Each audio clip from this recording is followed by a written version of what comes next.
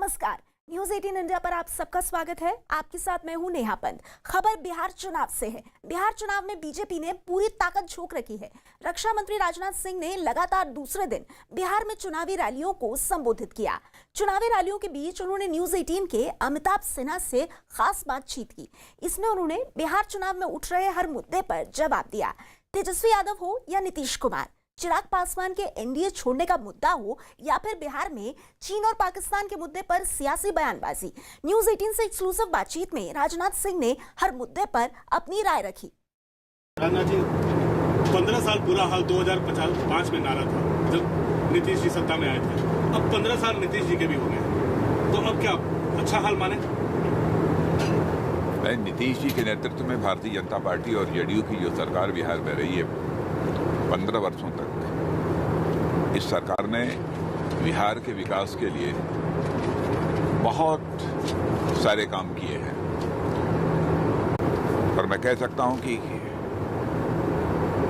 इसके पहले के जो 15 साल रहे हैं उसमें जनता त्राही त्राही बोल रही थी, विकास नाम की कोई चीज नहीं थी। लेकिन नीतीश जी के नेतृत्व में भारतीय जनता पार्टी और जनता दल यू की सरकार ने विकास कार्यों को ही प्राथमिकता दी है। इंफ्रास्ट्रक्चर डेवलपमेंट बहुत तेजी के साथ बिहार में हुआ है। आम लोगों की माली हालत में कैसे सुधार आ सके, इस दृष्टि से भी कई महत्वपूर्ण कदम उठाए गए। और मैं मानता हूं कि जो नरेंद्र मोदी जी के नेतृत्व की भारत की सरकार है, उसने जो महत्वपूर्ण फैसले किए आम लोगों के लिए, उन सारे महत्वपूर्ण फैसलों को बहुत ही अच्छी तरह जमीन पर उतारने का काम बिहार में यदि किसी ने किया है तो भारतीय जनता पार्टी और जनता दल यू की मिलीजुली सरकार ने किया है। मैं यहाँ पर सारी चीज़ों का बहुत विस्तार में जाकर उल्लेख नहीं करना चाहता हूँ। जैसे हमारी आवास योजना हो, आयुष्मान भारत योजना हो, अथवा जो है गैस सिलेंडर लोगों तक पहुँचाने की योजना हो, इन सब सारी योजनाओं को बहुत ही प्रभावी तरीके से जमीनी स्तर पर उतारने में कामयाबी बीजेपी जेडीयू की सरकार ने हासिल की है। नीतीश जी एक अच्छे एडमिनिस्ट्रेटर भी माने जाते हैं, विकास के लिए भी सुशासन बाबू कहा जाता रहा। लेकिन तेजस्वी कह रहे हैं 15 साल में अगर माना जाए तो नीतीश जी ने बिहार का बुरा हाल कर दिया। रोजगार नहीं है हमारे पास, आर्थिक धंधे चौपट हो गए हैं, कोई उद्योग नहीं आ रहे हैं। तो 15 साल पहले से मत आंको, नीतीश के 15 साल आंको। देखिए, इसका सही मूल्यांकन तो नहीं कोई कर सकता है, तो जनता ही कर सकती है। लेकिन इतनी बात मैं दावे के साथ कह सकता हूँ कि 15 वर्षों का जो कार्यकाल रहा है अथवा इसके पहले का भी जो राजनीतिक जीवन नीतीश जी का रहा है, और मैं साथ ही सुशील मोदी जी के बारे में भी कहना चाहूँगा कि कोई भी भ्रष्टाचार के मामले में इन नेताओं के ऊपर उंगली नहीं उठा सकता है। यह एक बहुत बड़ी उपलब्धि है। नेता की सबसे बड़ी पूंजी होती है उसकी विश्वसनीयता, उस साख, यानी जो कहे वह करे। और इन नेताओं ने जो कहा उसे किया, और साथ ही साथ राजनीति में शुचिता बनी रहे, इस दृष्टि से भी जो भी आवश्यक कदम होते हैं वो सारे कदम इन नेताओं ने उठाए हैं।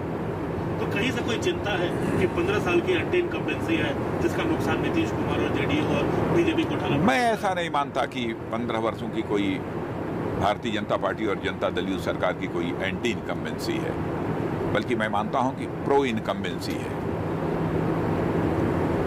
कोरोना काल निकल गया, काफी आरोप लगे कि नीतीश सरकार नहीं कर पा रही है, टेस्टिंग तक नहीं कर पा रही है, आरोप लगे कि धंधे चौपट हो रहे हैं। तो ये जो आखिरी 3-4 महीने हैं, आपको लगता है? देखिए, शायद लोगों ने इसलिए चर्चा की होगी, प्रारंभ में बिहार के अंदर कोरोना का उतना अधिक प्रभाव नहीं था जितना कि देश के शेष भागों में था।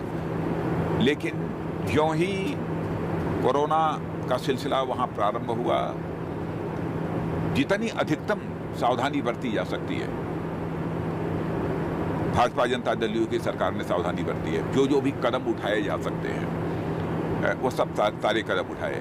यानी हमारे प्रधानमंत्री मोदी जी ने जिन जिन सावधानियों को बरतने का आग्रह लोगों से किया था, उसे प्रभावी तरीके से उन्होंने लागू किया है। चाहे वेंटिलेटर्स का मामला हो, चाहे जो क्वारंटाइन सेंटर्स स्थापित करने का मामला हो, चाहे नंबर ऑफ बेड्स हॉस्पिटल्स में बढ़ाने का सवाल हो, इन सब सारे मुद्दों पर भाजपा जनता दल यू की सरकार ने विशेष ध्यान दिया कुल है। मिला के बिहार में नीतीश कुमार और दिल्ली में नरेंद्र मोदी, ये डबल इंजन वोटर तक अंदर तक पहुंच गया।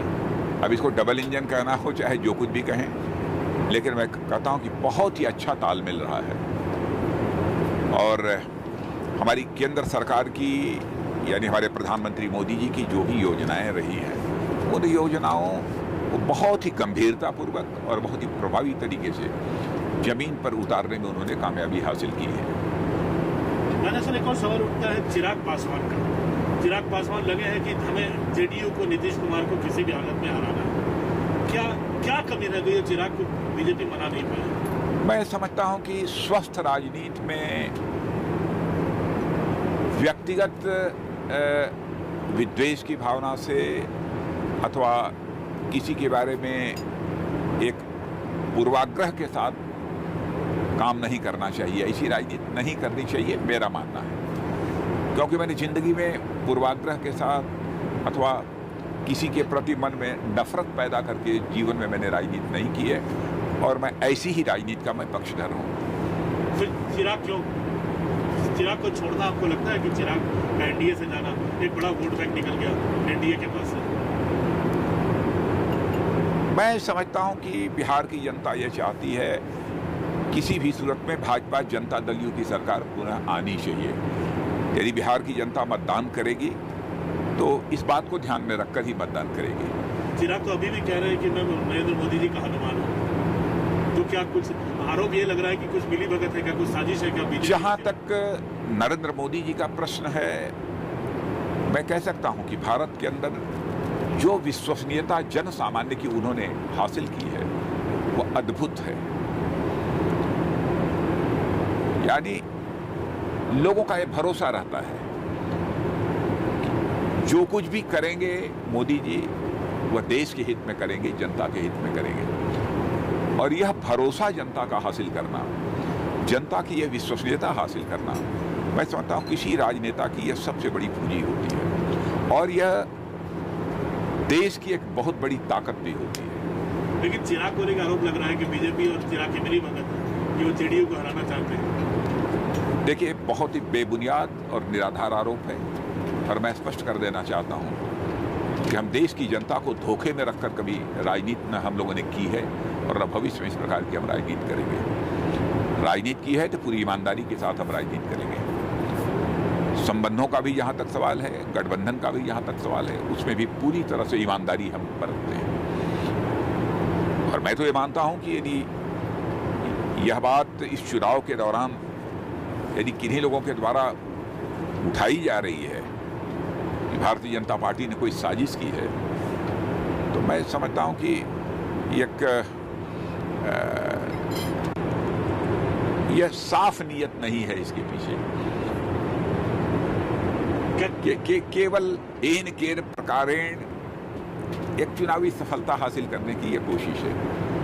तो क्या चुनाव के बाद चिराग एनडीए का हिस्सा रहेगा?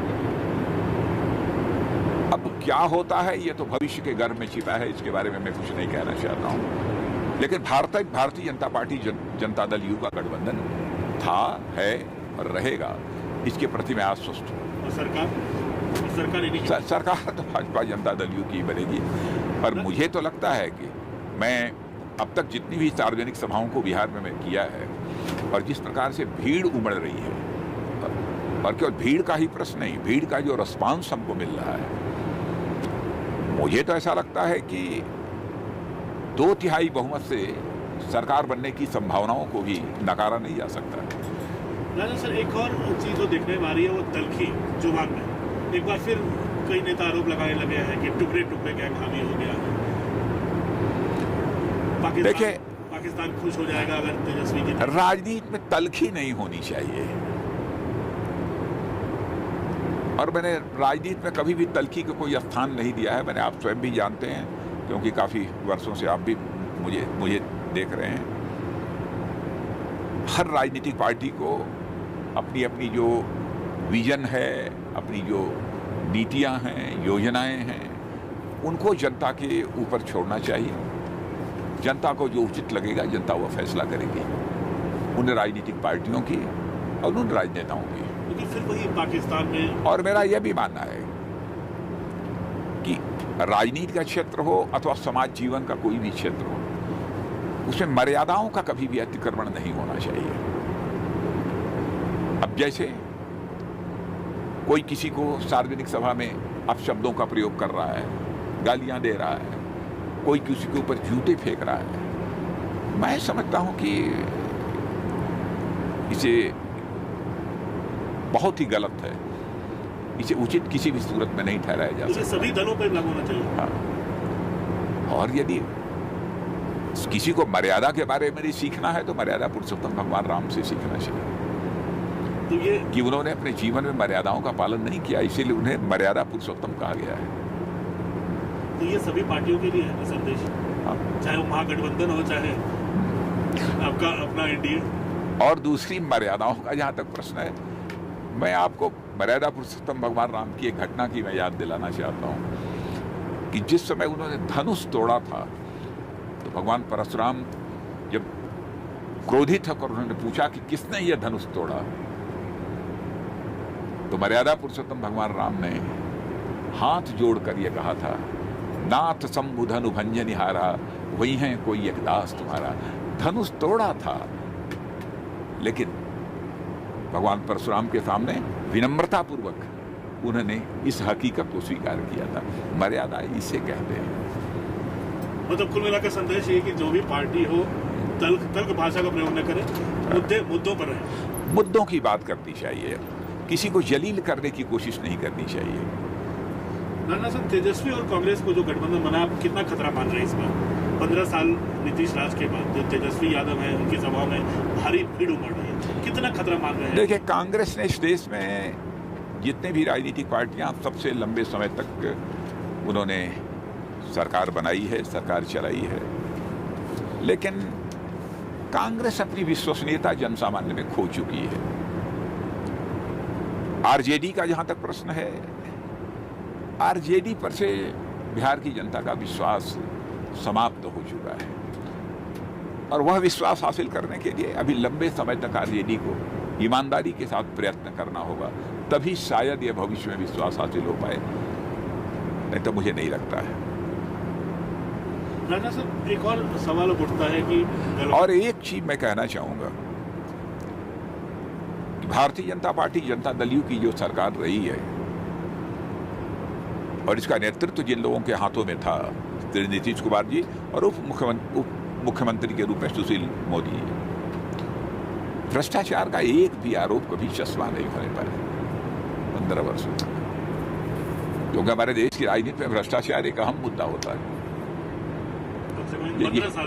15 साल में ये बहुत बड़ी बात है और मैं समझता हूं कि जनता का ध्यान इस ओर भी होगा, इस बात को भी ध्यान में रखकर जनता अपना मतदान करेगी, क्योंकि किसी राज्य के नेता पर भ्रष्टाचार का आरोप लगे, उसकी विश्वसनीयता समाप्त हो जाए, तो मैं समझता हूं कि देश के दूसरे भागों में, दुनिया में लोग उस राज्य के बारे में भी अपनी धारणाएं कुछ अन्यथा बनाते हैं। तो रक्षा मंत्री राजनाथ सिंह का ये एक्सक्लूसिव इंटरव्यू आपने देखा न्यूज़ 18 इंडिया पर। हमारे पॉलिटिकल एडिटर अमिताभ सिन्हा ने हर जरूरी सवाल राजनाथ सिंह से पूछा। हमारे साथ इस वक्त सासाराम से अमिताभ सिन्हा खुद जुड़ गए हैं, वरिष्ठ पत्रकार शेष नारायण जी हमारे साथ हैं और इसके साथ ही मोतिहारी से अमित पांडे भी हमारे साथ हैं। सबसे पहले अमिताभ, मैं आपके पास आना चाहूंगी, कुल मिलाकर के सबसे बड़ी बात आपको राजनाथ सिंह के साथ जो आपकी बातचीत हुई उसमें से सबसे बड़ी बात क्या लगी और उनकी बॉडी लैंग्वेज से क्या लग रहा था? जीत के प्रति, एनडीए की जीत के प्रति राजनाथ सिंह कितने आश्वस्त दिखाई दे रहे थे? देखिए, 3 बातें मैं सीधे सीधे कहना चाहूँगा। पहला, उन्होंने कहा कि जहाँ तक बीजेपी जेडीयू का सवाल है, जो 15 साल की सरकार रही है भ्रष्टाचार मुक्त रही है, जो भी योजनाएं रही हैं केंद्र की या राज्य की, सबको जमीन पर उतारने की पुरजोर कोशिश की है सरकार ने।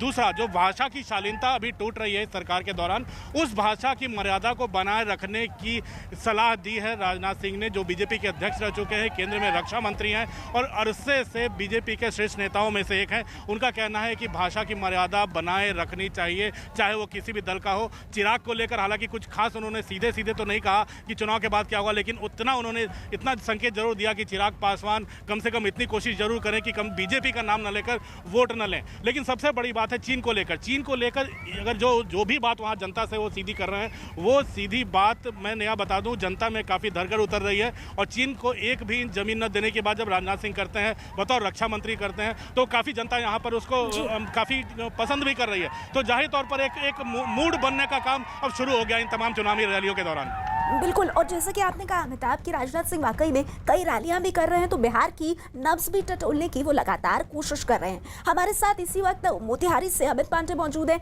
अमित, मोतिहारी की जनता के बीच आप हैं। राजनाथ सिंह कह रहे हैं कि नीतीश सरकार का 15 साल का कार्यकाल बेदाग रहा है, और दूसरी बात उन्होंने ये कही कि जो हवा है वो एनडीए के पक्ष में चल रही है बिहार में। मोतिहारी की जनता भी क्या यही महसूस कर रही है? वहां से किस तरह का सेंटिमेंट सामने आ रहा है? मोतिहारी के बरियारपुर गांव से हम मौजूद हैं और हम बात करते हैं यहाँ की जनता से। अभी रक्षा मंत्री राजनाथ सिंह ने न्यूज़ 18 इंडिया को खास इंटरव्यू में कहा है कि 15 साल से गठबंधन की सरकार बेहतर काम करती है। आप क्या कहना चाहेंगे? गठबंधन का सरकार काम कर रही है। जब चुनाव का टाइम आता है ना, तब कहता है लोग कि हम 10 लाख नौकरी, तेजस्वी जी कहते हैं कि 10 लाख देंगे, मोदी जी कहते हैं कि हम 19 लाख देंगे नौकरी। और कितना बेरोजगार घूम रहा है। यहाँ के चीनी मिल पूर्वी चंपारण का गौरव था, उसमें चीनी मिल का कितना वर्कर का पैसा नहीं मिला, किसान का पैसा नहीं मिला, मजदूर से खटते खटते उसके पत्नी विधवा हो गया, अभी तक पेमेंट नहीं हुआ। मोदी जी कहे हुए थे हम आएंगे तो यहाँ का चाह हमारे अब सरकार बन जाता है तो हम चीनी मिल चलवाएंगे, यहाँ का चीनी मिल का सुगंध दिल्ली तक सुनाई देगा। अभी तक मिल नहीं चला। यहाँ से 25,000 लोग को यहाँ से रोजगार मिलता था चीनी मिल से, आज तक रोजगार नहीं मिला। बेरोजगार लोग घूम रहा है। लोग चीन को लेकर विवाद के बारे में कहा है, आपका क्या कहना है मोतिहारी से कि चीन की बात जनता समझ रही है? चीन के क्या, यानी कि तब सेंट्रल का है क्या है नहीं है, अब तो वही बेहतर जानता है। लेकिन ये बीजेपी सरकार जो भी है लॉलीपॉप देने का काम कर रही है। सेंट्रल में मोदी जी बोले हुए थे कि जब हमारी सरकार आएगी तो 2 करोड़ रोजगार देंगे। अभी तक क्या है? 15 लाख रुपया देंगे। अभी तक क्या है? सिर्फ जुमलाबाजी। सीट पाने के लिए कुछ भी कहने को लोग बेबस। तो ये मोतिहारी का इलाका है और यहाँ की जनता कह रही कि चीनी मिल है उसको जल्द शुरू किया जाना चाहिए, और ये अपने अपने विचार व्यक्त करते हुए। बिल्कुल, तो अमित, मिली जुली राय एक तरह से हमें नजर आ रही है। कुछ लोग शिकायत भी कर रहे हैं और कुछ लोग तारीफ भी करते हुए। वरिष्ठ पत्रकार शेष नारायण जी हमारे साथ हैं। शेष जी, जो बात राजनाथ सिंह ने कही उस पर आपकी टिप्पणी चाहूंगी, और साथ ही साथ चिराग पासवान पर उन्होंने सिर्फ ये कहा कि पूर्वाग्रह के साथ कोई राजनीति ना करे, नफरत लेकर कोई राजनीति ना करे। राजनाथ सिंह क्या कहना चाहते थे इस स्टेटमेंट के माध्यम से? राजनाथ सिंह बहुत ही सभ्य भाषा, जैसा उन्होंने कहा ना, मर्यादा पुरुषोत्तम भगवान राम की नाथ हुई जो दास तुम्हारा, जो उन्होंने चौपाई उद्धर की है रामचरितमानस की, वो है। उन्होंने सीधा सीधा जिसको अवधी या भोजपुरी में ट्रांसलेट करें जो उन्होंने चिराग पासवान से कहा है, तो राजनाथ सिंह की भाषा है वो गरिमा में भाषा होती है। उसका ट्रांसलेशन ये है कि मेरे भाई हमारे नाम पे वोट मत मांगो और नीतीश कुमार के खिलाफ आपकी जो तलखी है उसको बंद करो, ये कहा। और दूसरी बात जो चीन के बारे में अमिताभ ने सवाल किया, वो राजनाथ सिंह जब कुछ कहते हैं उनकी क्योंकि लूज टॉक तो करते नहीं, वो जब कहते हैं तो उसको लोग गंभीरता से लेते हैं और उसका विश्वास करते हैं। ये बात कही, और एक बहुत दिलचस्प बात कही जो कि उन्होंने कहा भाई 15 साल तो नीतीश कुमार जी का शासन था, मोदी जी का तो के साथ उनका तो 3 ही साल का शासन है। जब उसके पहले जब वो थे, जब एनडीए की सरकार भी थी, तभी भी वो 2014 से 15 तक उल्टा सीधा थे, और 15 के बाद आरजेडी के साथ सरकार थी उनकी। तो नवंबर 17 से लेके आज तक कोई डिपेंड कर रहे हैं। आप ध्यान रखिएगा, मोदी जी ने जो भी स्कीमें बनाई, जो भी योजना बनाई, जो भी उनको बना के भेजा, उसको उन्होंने लागू किया। उसके अलावा नीतीश का पूरा जिम्मा वो लेने को तैयार नहीं है। अब वो अपनी एनडीए था तो एनडीए था, लेकिन उस वक्त तो डॉक्टर मनमोहन सिंह की सरकार यहाँ थी, तो इसलिए वो 3 साल नवंबर जब उन्होंने लालू के साथ छोड़ा है, तेजस्वी और उनके बड़े भाई साहब को डिप्टी चीफ मिनिस्टर पद से हटाया है, और अब जब यहाँ पे हैं तभी उसी को डिफेंड कर रहे हैं। राजनाथ सिंह बहुत ही टू द पॉइंट बात करने वाले राजनेता हैं। और जैसा शेष जी आप कह रहे हैं, बड़े परिपक्व और मजे हुए राजनेता हैं और शब्दों का बहुत ही ध्यान से वो चयन करते हैं। आप बने रहिए मेरे साथ, क्योंकि आज बीजेपी का संकल्प पत्र भी सामने आया और इस पर आरजेडी नेता और महागठबंधन से मुख्यमंत्री पद से दावेदार तेजस्वी यादव ने बीजेपी के इस घोषणा पत्र पर निशाना साधा। तेजस्वी यादव ने सवाल किया कि आखिर केंद्र की बीजेपी सरकार ने अभी तक बिहार को विशेष राज्य का दर्जा क्यों नहीं दिया। यही प्रधानमंत्री जी ने बोला था बिहार को स्पेशल पैकेज देंगे, 1.25 लाख करोड़ रुपए का पैकेज देंगे। तो हम चाहेंगे, एक तो बीजेपी के पास चेहरा नहीं है, बाहर से आकर के वित्त मंत्री को प्रेस कॉन्फ्रेंस कराया जा रहा है और विजन डॉक्यूमेंट जारी कराया जा रहा है, यानी बिहार के बीजेपी नेता सक्षम नहीं है, कोई चेहरा नहीं है। अगर वो सीतारामन जी आ रही हैं तो उनसे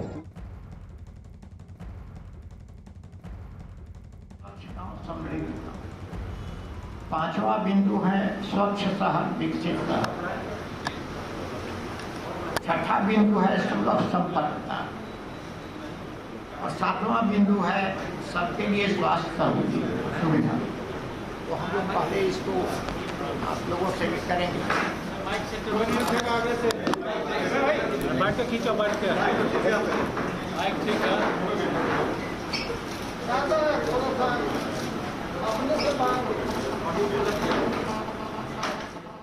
तो देखिए तस्वीरें आप देख रहे हैं, जेडीयू का घोषणा पत्र जारी हुआ है। 7 निश्चय पूरे होते वादे, अब है नए इरादे।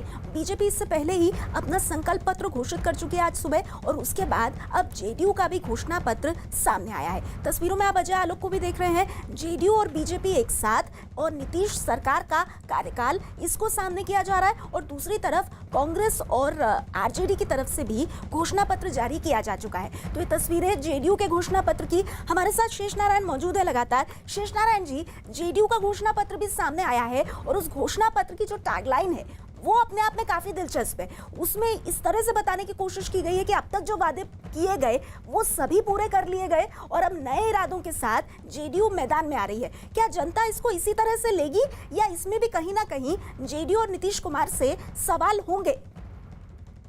नहीं, बिल्कुल सवाल होंगे। और नीतीश कुमार ने गलती कर दी। उनको चाहिए था कि अपना घोषणा पत्र बीजेपी वालों के साथ ही जारी करते, क्योंकि देखो विश्वसनीयता तो वहाँ बीजेपी की। नीतीश कुमार जी ने क्या लागू किया, क्या नहीं लागू किया, और वो चीजें वहाँ सवाल के घेरे में हैं।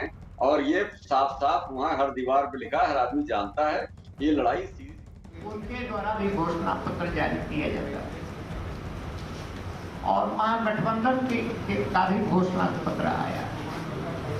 कुछ ऐसी बातें कही गई जो लगता है कि न केवल झूठ का पुलिंदा है, बल्कि कोई भी सरकार सक्षम नहीं है कि वो कार्यक्रम कर सकती है, लागू कर सकती है।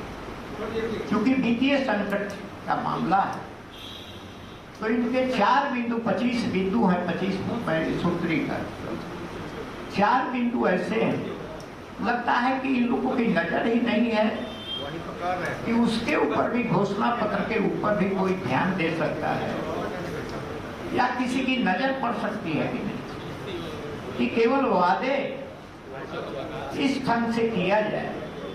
तो भोजपुरी में एक कहावत है, गाछे कटहर वो फिरती,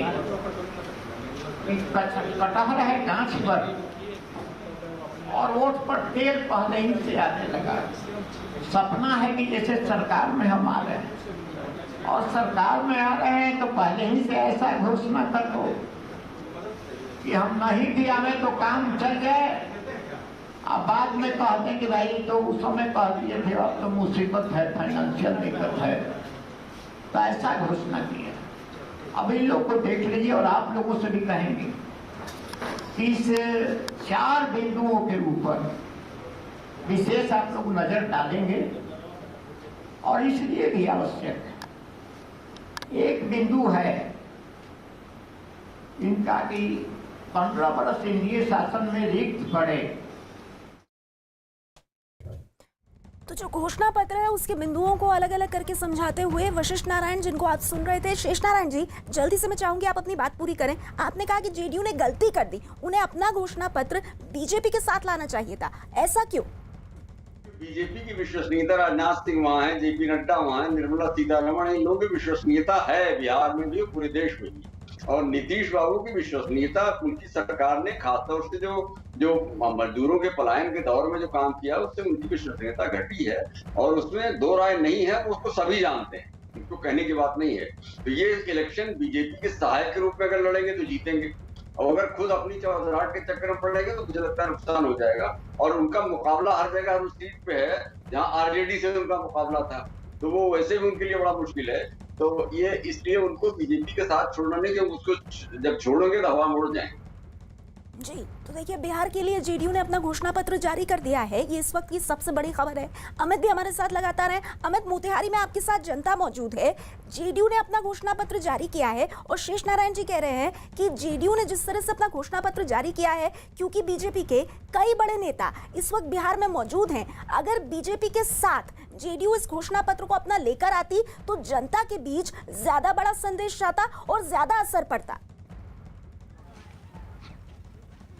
देखिए, ये तो शेष सर जो कह रहे हैं और राजनीतिक पार्टियों की अपनी अपनी रणनीति है, अपनी अपनी स्ट्रैटेजी है। मोतिहारी की जनता जिसको चीन के विवाद पर तो भरोसा है कि केंद्र सरकार जो सुलझा लेगी या नहीं, लेकिन यहाँ की चीनी मिल जरूर खुले, इस बात की इसको आशा है। और हम यहाँ की जनता से पूछते हैं, आप बताइए कि जेडीयू का क्या ये बेहतर होता कि बीजेपी के साथ अपना घोषणा पत्र वो जारी करती कि अलग जारी करती? वो अलग जारी की हुई है, बहुत अच्छा की है। अभी सुशील मोदी बोल रहे थे, कल ही बोले हैं कि 5800 करोड़ कर्मचारियों का वेतन दिया जाता है। ये अभी जितना वर्कर लोग हैं आपका बिहार गवर्नमेंट में, 10 लाख रुपया, 10 लाख जो कर रहे नौकरी देने के लिए, इस बीच में तो ये जनता की पक्का है कि नौकरी 10 लाख मिलेगा। लेकिन ये बिल्कुल, तो अमित हम देख रहे हैं कि लोगों के कई सवाल भी हैं वहां पर, मैं आगे आपके पास आऊंगी और उन लोगों से हम राय लेंगे। लेकिन इस वक्त एक और बड़ी खबर आ रही है, बिहार में घोषणा पत्र पर चुनावी घमासान शुरू हो गया है। आरजेडी और कांग्रेस पहले ही घोषणा पत्र जारी कर चुकी है और आज बीजेपी ने अपना घोषणा पत्र जारी किया। घोषणा पत्र में बीजेपी ने 5 सूत्र, 1 लक्ष्य, 11 संकल्प की बात कही।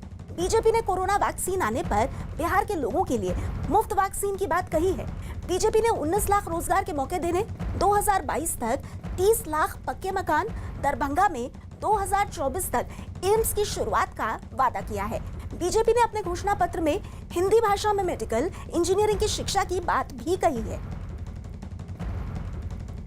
वो वैक्सीन अगर साइंटिफिक लोग बोलते हैं कि हाँ ये ठीक है, ये अभी प्रोडक्शन कर सकते हैं, प्रोडक्शन करने का कैपेसिटी भी हमारा सरकार के प्रोत्साहन के वजह से रेडी बैठे हैं कि लार्ज प्रोडक्शन करने के लिए। सो जब साइंटिस्ट इसको क्लियर करते हैं, हमारे देश में वैक्सीन का प्रोडक्शन उस लेवल पर होगा जिससे जो हम इधर प्रॉमिस कर रहे हैं, बिहार में हर एक के लिए मुफ्त में वैक्सीन मिल जाएगा, वो हमारे पहला संकल्प पत्र के प्रॉमिस है।